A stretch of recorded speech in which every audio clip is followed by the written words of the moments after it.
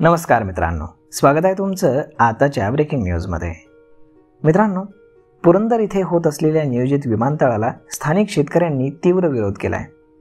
शनिवारी शेतकऱ्यांनी केलेल्या आंदोलनाला एक हिंसक वळण लागलं आणि त्यानंतर आता सरकारने पुरंदर विमानतळाच्या बाबतीत होणारं सर्वेक्षण थांबवलंय, अशी माहिती चंद्रशेखर बावनकुळे यांनी दिलेली आहे।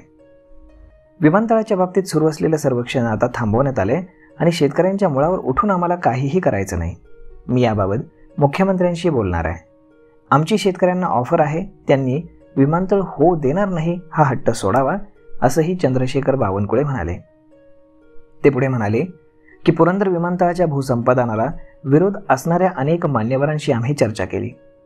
परवा जी घटना घडली त्याचा सुद्धा आम्ही आढावा घेतला असून शेतकऱ्यांवरती जे गुन्हे दाखल झालेले आहेत ते कमी केले पाहिजेत, अशी त्यांची मागणी आहे। गुन्ह्यामध्ये जे लोक प्रत्यक्षपणे सहभागी आहेत त्यांचा वेगळा विचार करावा लागेल।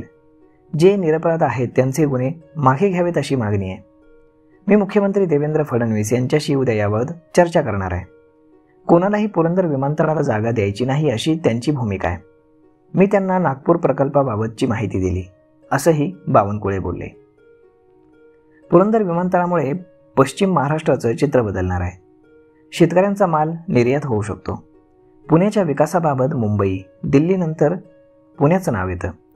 त्यामुळे हे संभाव्य विमानतळ करण्याचा मानस आमचा आहे आणि ती भूमिका शासन बदलणार नाही। मी शेतकऱ्यांना विनंती करतो की 7 दिवसात तुम्ही तुमच्या मागण्या काय आहेत ते आम्हाला कळवा। जास्तीत जास्त शेतकऱ्यांच्या खिशात काय टाकता येईल अशी भूमिका आम्ही मांडली आहे। शासन एखादी घोषणा करेल तेव्हा सरकारनं आमचं चांगलं केलं असंच शेतकऱ्यांना वाटेल। आम्ही शेतकऱ्यांना ऑफर देऊ, शेतकऱ्यांनी आम्हाला ऑफर द्यावी आणि टेबलवरती बसूनच हा तिढा सुटेल।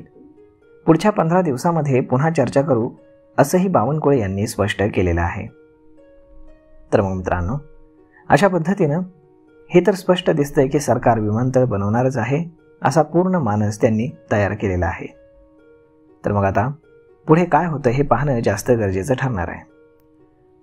तर मग मित्रांनो, हा व्हिडिओ, ही माहिती तुम्हाला कशी वाटली हे तुम्ही आम्हाला कमेंट करून नक्कीच सांगा। भेटूयात पुढच्या एका नवीन व्हिडिओमध्ये। तोपर्यंत धन्यवाद।